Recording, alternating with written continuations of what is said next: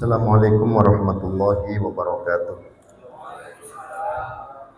Alhamdulillahi rabbil alamin wa bihi nasta'inu ala umuri dunya waddin. Salatu wassalamu ala asyrafil anbiya'i wal mursalin sayyidina maulana Muhammadin wa ala alihi wa sahbihi ajma'in. Amma ba'du. Faqad qala Allah Ta'ala fil Qur'anil Karim, a'udzu billahi minasy syaithanir rajim. Qalu subhanaka la ilma lana illa ma 'allamtana innaka antal alimul hakim. Wa qala rabbi shrah li sadri wa yassir li amri wahlul 'uqdatam min lisani yafqahu qawli. Shadaqallahu maulana al-azim. Hadirin jamaah sekalian rahimakumullah, marilah sebelum kita mulai kajian kita malam hari ini, kita awali dengan tawassul kehadirat baginda Rasulullah sallallahu alaihi wasallam, keluarga, para sahabat, para tabi'in, tabi'in, para auliyaillah, para guru-guru kita, para ulama, wabil khusus muallifu hadzal kitab Syekh Zainuddin Al-Malibari qaddasallahu sirrahul aziz wa nafa'ana Allahu bihim wa bi ulum fid darin amin. Syai'ulillahi lana wa lahumul Fatihah. A'udzu billahi minasy syaithanir rajim. Bismillahirrahmanirrahim. Alhamdulillahi rabbil alamin arrahmanir rahim maliki yaumiddin. Iyyaka na'budu wa iyyaka nasta'in. Ihdinas siratal mustaqim. Siratal ladzina an'amta 'alaihim ghairil maghdubi 'alaihim waladdallin. Amin. Bismillahirrahmanirrahim. Faslun fil azani wal iqamati huma lughatan al-i'lam. Pasal kali ini menjelaskan tentang azan dan iqamah. Setelah kita kemarin tuntas membahas masalah hal-hal yang membatalkan sholat, sekarang kita sudah mulai beranjak membahas tentang hal-hal yang sunnah, termasuk diantaranya adalah azan dan iqamah. Huma lughatan al-i'lam. Secara bahasa, azan dan iqamah itu adalah memberitahu. Al-i'lam, ngasih tahu. Secara bahasanya ngasih tahu. Wasar'an ma'urifa minal alfadil masyhurati fihima. Kalau secara syara, pengertian azan adalah sesuatu yang dikenal atau lafaz-lafaz yang dikenal dan telah masyhur. Lafaz adzan, lafaz iqamah itu sudah dikenal, sudah masyhur tanpa harus dijelaskan seperti apakah azan itu, ya seperti yang kita dengar atau seperti yang kita baca, ya, atau seperti yang kita kumandangkan saat kita akan menjalankan sholat. Jemaah sekalian rahimakumullah, permasalahannya adalah di sini ada dua pendapat, ya, dari madhab Syafi'i tentang makna azan, dalam arti apakah azan itu merupakan iklam atau memberitahu terhadap masuknya waktu sholat, ataukah memberitahu tentang waktunya melaksanakan sholat. Ada dua nih. Iklam wa'lam annal adzan wal iqamah min mahsusati hadhil ummah kama qala as-Suyuti wa syar'an fi sanatil ula minal hijrah kama fi ain sin wa huma mujma'un alaihima. Jadi azan dan iqamah itu merupakan satu ketertentuan umat ini, kekhususan umat ini. Jadi tidak ada di dalam pelaksanaan azan itu di umat-umat terdahulu tuh nggak ada. Nabi Ibrahim nggak ada azan, Nabi Musa nggak ada azan, nggak ada. Nabi Isa nggak ada azan. Azan hanya ada pada umatnya Kanjeng Nabi Muhammad sallallahu alaihi wasallam. Annahu ikhtalafa fil adzan, atau annahu ikhtulifa fil adzani hal syurri'a lil i'lami bidukhulil waqti au syurri'a lil i'lami bis sholatil maktubati. diperselisihkan dalam hal azan itu apakah dilakukan karena untuk memberitahu tentang masuknya waktu sholat, ataukah azan merupakan pengumuman, ya, pemberitahuan tentang sholat yang dikerjakan atau sholat yang difardukan. Pengertian ini nanti dalam prakteknya maka akan menjadi berbeda. Kalau memakai pendapat yang pertama bahwa azan adalah merupakan iklam, pemberitahuan tentang masuknya waktu sholat, maka azan itu hanya boleh dikumandangkan ketika masuk waktu sholat. Berarti kalau udah lewat nggak ada azan lagi, nggak ada azan lagi. Kenapa? Udah lewat. Ini kalau mengikuti pendapat yang pertama. Kalau mengikuti pendapat yang kedua, bahwa azan itu memberitahu atau pemberitahuan tentang pelaksanaan sholat maktubah, sholat fardu, maka berarti walaupun sholat fardu itu dikerjakan sudah di luar waktu, kayak subuh kesiangan misalnya, jam 9 baru bangun, boleh nggak azan? Boleh, tapi jangan pakai speaker gitu. Kalau speaker nanti dikira apa? Jam 9 pagi azan ini. Rasulullah kan pernah, ya, satu saat selesai perang, kondisinya sahabat semua termasuk Rasulullah dalam kondisi lesu, capek, kecapean, ya, sehingga kemudian akhirnya sudah diwanti-wanti sahabat Bilal untuk tidak tidur, ya, dan sahabat Bilal juga sanggup untuk tidak tidur supaya nanti waktu subuh bisa bangun atau membangunkan yang lain. Ternyata satu pasukan tidur semua, termasuk Rasulullah juga tidur semua.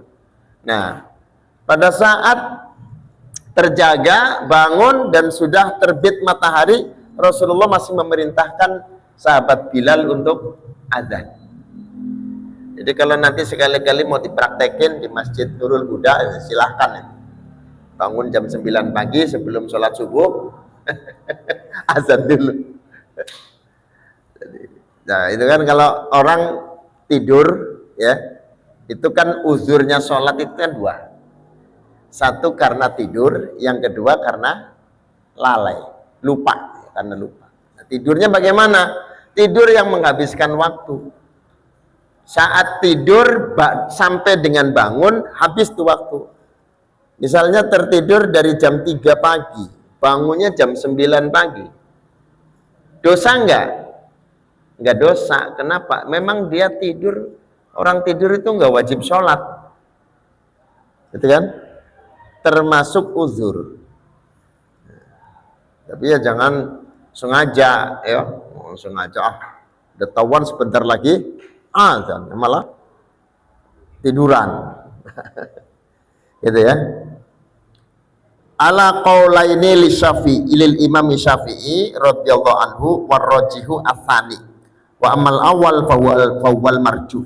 Jadi kalau dibandingkan dari dua qaulnya Imam Syafi'i, mana yang paling unggul?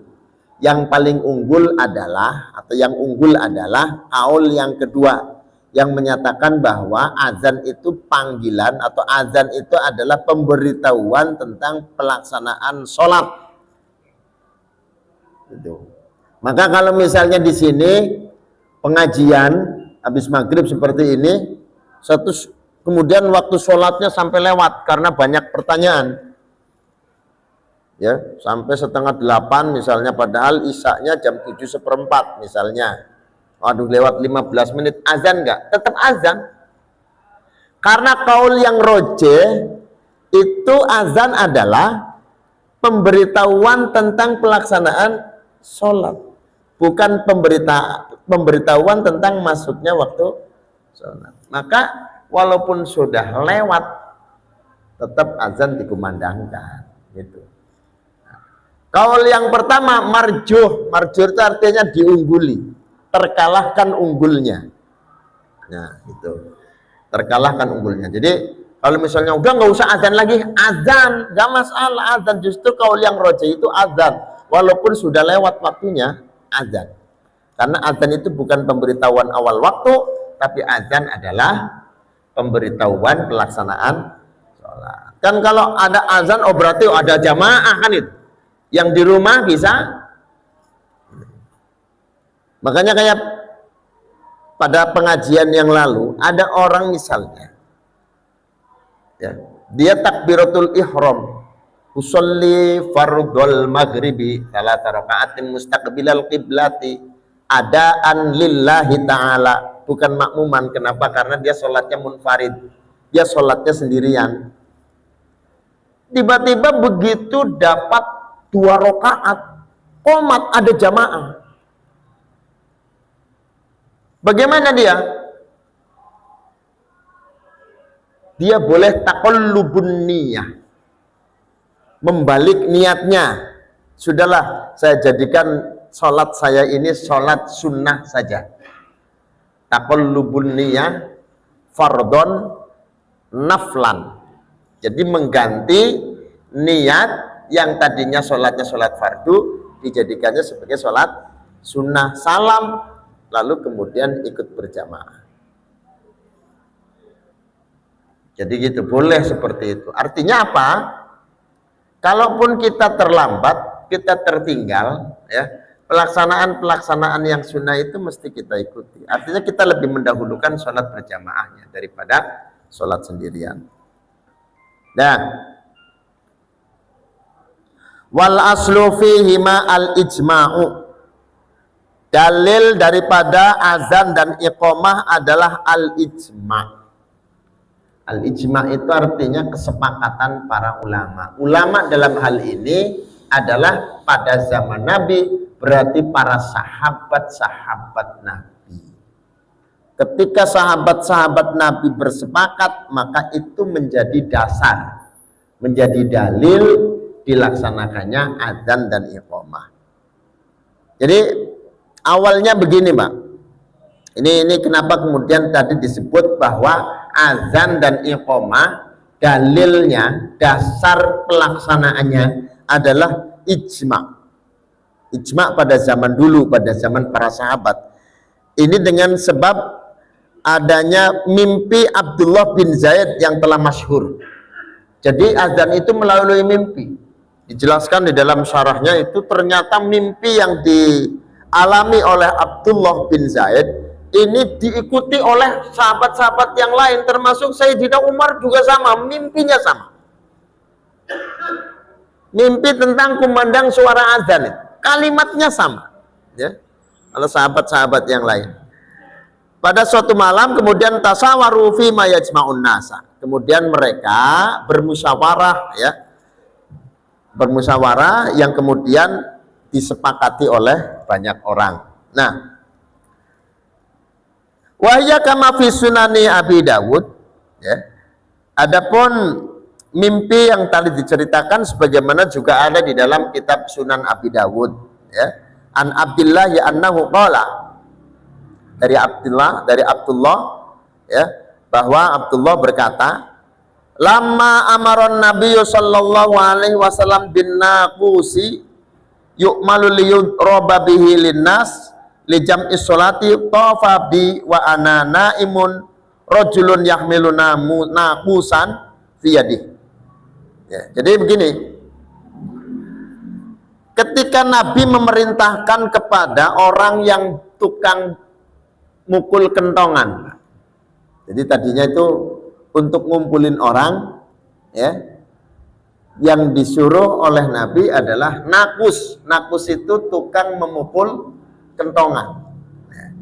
Yu'malu liyudroba bihi linnasi li jam'is sholati, yang dilakukan karena agar atau untuk dipukul kentongan tadi untuk mengumpulkan jamaah melaksanakan sholat berjamaah li jam'is sholati.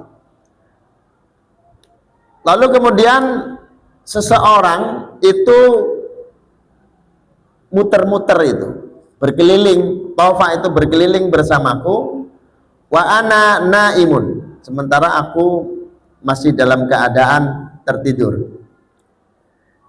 Yahmiluna naqusan fiyadih, dia laki-laki itu membawa kentongan di tangannya. Faqultu ya Abdullah. Nah, ketika kemudian menemukan orang itu, bertemu dengan orang yang membawa kentongan itu, lalu aku berkata, ya, kata Abdullah, ya, berkata, ya Abdullah, atabi'un naqusa? Faqala wa ma tasna'u bihi? Faqultu nad'u bihi ila shalah. Jadi Abdullah bin Zaid itu kemudian menjelaskan kalimat Allahu Akbar, kalimat azan tadi. Ya, ini sesuai dengan mimpi yang dialami oleh Abdullah bin Zaid. Ya. Lalu kemudian masyhur kata-kata atau kalimat itu menjadi azan. Summastakhara anni ghairu ba'idin summa qala wa taqulu idza qumta ila sholati Allahu Akbar, Allahu Akbar. Kemudian Abdullah bin Zaid itu mundur, lalu kemudian tidak jauh, kemudian dia berkata, wa taqulu idza qumta ila sholah, dia katakan kalau kalian hendak mendirikan sholat maka bacalah kalimat Allahu Akbar, Allahu Akbar, Allahu Akbar, Allahu Akbar, yaitu ila akhiril iqamah, sampai ke akhirnya iqamah.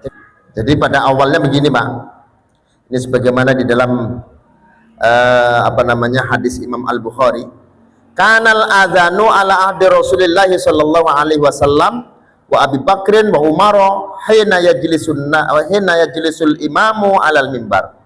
Falamma kathuran nasu ala ahdi Utsman bin Affan amarahum bi adzanin akhar ala zawra wastaqarra al-amru ala hadza. Jadi pada awalnya azan itu untuk sholat Jumat hanya dilakukan sekali, ya, yaitu ketika imam sudah naik ke mimbar. Itu berlaku dari mulai zaman Nabi, sahabat Abu Bakar, sahabat Umar.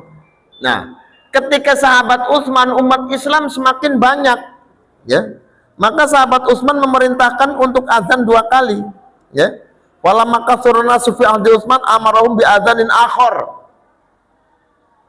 Sahabat Utsman perintah untuk ada azan yang lain, berarti 2 kali, ya. Wastaqara al-amru ala hadza, maka urusannya menjadi tetap seperti ini, ya, sampai sekarang. Nah, bagaimana ini? Rasulullah tidak melakukan, sahabat Abu Bakar tidak melakukan, sahabat Umar tidak melakukan, tapi sahabat Utsman melakukan, karena dalam kondisi yang berbeda dengan zaman Nabi. Umat Islam semakin banyak sehingga perlu ada pengulangan azan pada saat itu. Apakah ini bisa dilakukan sampai sekarang? Loh, sahabat Utsman bin Affan itu kan termasuk sahabat yang masuk dalam kategori khulafaur rasyidin. Rasulullah itu berpesan, ya, kata Nabi, alaikum bisunnati wa sunnatil khulafair rasyidin. Tetaplah olehmu menjalankan sunnahku dan sunnahnya khulafaur rasyidin. Sahabat Abu Bakar, Umar, Utsman, Ali. Nah, gak mungkin apa yang dilakukan oleh sahabat Utsman itu main-main. Padahal sahabat Utsman itu termasuk yang disebutkan oleh Rasulullah namanya untuk diikuti. Maka yang kita lakukan saat ini azan 2 kali itu bukanlah termasuk bid'ah dolalah. Kenapa? Karena memang dicontohkan oleh Sayyidina Utsman bin Affan, gitu, ya. Wa innama ahdatsahu Utsman radhiyallahu anhu lamma kathuran nas. Nah, ini dilakukan pada zaman Sayyidina Utsman ketika jamaah sudah mulai banyak. Wa istihbabu indal hajah, ya, dan disunnahkannya itu adalah ketika ada kebutuhan. Nah, bicara kebutuhan ya sekarang ya butuh azan dilakukan 2 kali. Kenapa? Ya jumlahnya bukan semakin berkurang, terus semakin bertambah. Umat Islam semakin bertambah banyak, sehingga pelaksanaannya tetap sampai sekarang dilakukan azan Jumat itu 2 kali. Wallahu a'lam bishawab. Al-Fatihah.